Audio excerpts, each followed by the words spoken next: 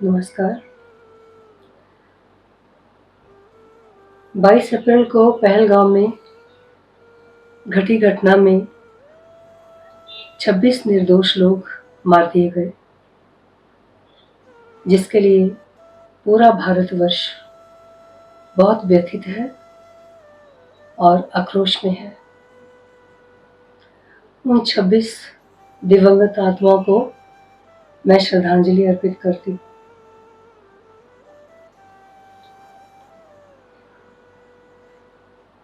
प्रश्न उठता है कि ऐसी दुर्घटनाओं के लिए कौन रिस्पॉन्सिबल है, हम स्वयं या सरकार?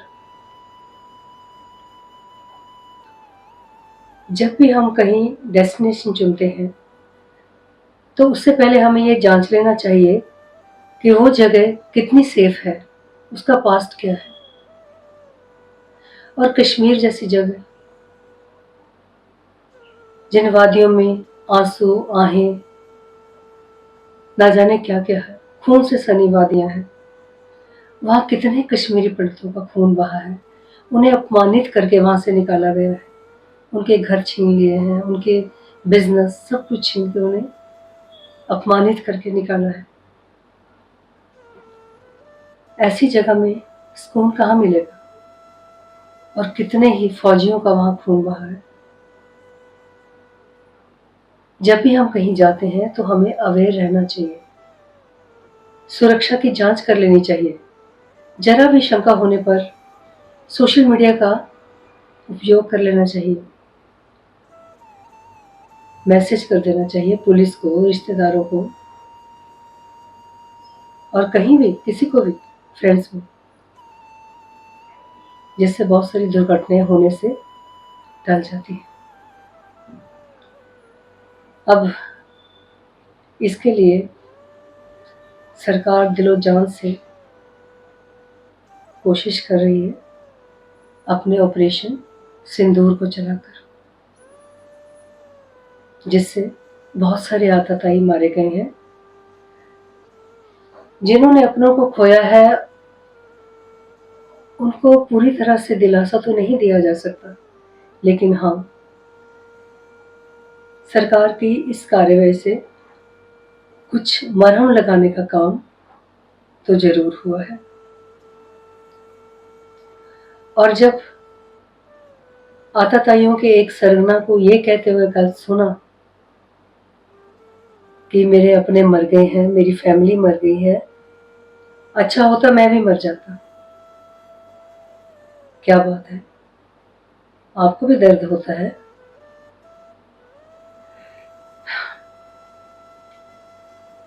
जानकर बहुत हैरानी हुई। जो निर्दोषों का खून बहाते हैं और फिर उन्हें तड़पता देखकर एंजॉय करते हैं, मस्ती करते हैं, ऐसे लोगों को ट्रेनिंग देकर तुम मारने के लिए भेजते हो और अपनों के मरने से दुख होता है। अभी तो ये ऑपरेशन सिंदूर शुरू हुआ है और हमारी सरकार और सेना का संकल्प है कि आतंकवाद को जड़ से मिटाना है, चाहे वो किसी भी रूप में हो। और हम सब देशवासियों को सरकार का सहयोग करना चाहिए। किसी भी सनातनी का खून होता है, जब किसी का भी खून होता है, वो बहुत दर्द देता है, पीड़ा देता है। और मेरी अपने भारतवासियों से, सनातनियों से विनती है कि भारतवर्ष में कितने सुंदर सुंदर हिल स्टेशन हैं, स्वर्ग जैसी सुंदर जगह हैं। डेस्टिनेशन के लिए उन्हें चुनिए, टूरिज्म के लिए उन्हें चुनिए। जान का रिस्क क्यों लेना? अपनी फैमिली के साथ शांत जगहों पे जाकर एंजॉय कीजिए।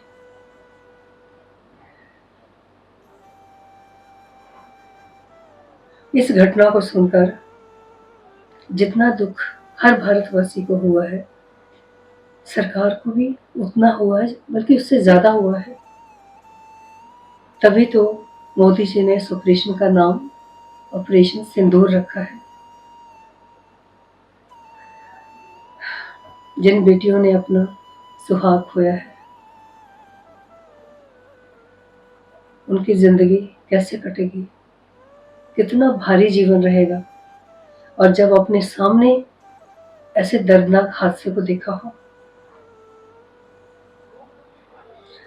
हाँ, एक चीज और, भारत में 12 ज्योतिर्लिंग है और एक से बढ़कर एक ऊर्जा से भरपूर है। फिर अमरनाथ यात्रा ही क्यों करनी, जब तक वहां पूरी तरह से शांति नहीं हो जाती। कश्मीरी पंडित पूरी तरह सुरक्षित होकर अपने घरों को वापस नहीं आ जाते। हमें ये संकल्प करना चाहिए कि हम वहां नहीं जाएंगे जब तक वहां के मूल निवासी अपने घरों में वापस आकर रहने नहीं लग जाते, उन्हें सुरक्षा नहीं मिल जाती। हम कश्मीर का रुख नहीं करेंगे। हम 12 ज्योतिर्लिंग हैं, वहां जाएंगे। अमरनाथ जाकर सरकार और सेना को मुसीबत में क्यों डालना और अपनी जान का रिस्क क्यों लेना। अब समय आ गया है, हमें ये सब सोचना पड़ेगा और हर कदम सुरक्षा को देखते हुए उठाना पड़ेगा। हमें अपने आप को और अपने अपनों को बचाने के लिए ये सब करना पड़ेगा। ऑपरेशन सिंदूर अभी जारी है और हमें पूरी उम्मीद है हमारी सरकार और सेना आतंक की जड़ को मिटाकर रहेगी और पूरे विश्व में शांति कायम करने के लिए एक बहुत बड़ा कदम उठा रही है और उसमें सफल होगी। जय हिंद, जय भारत।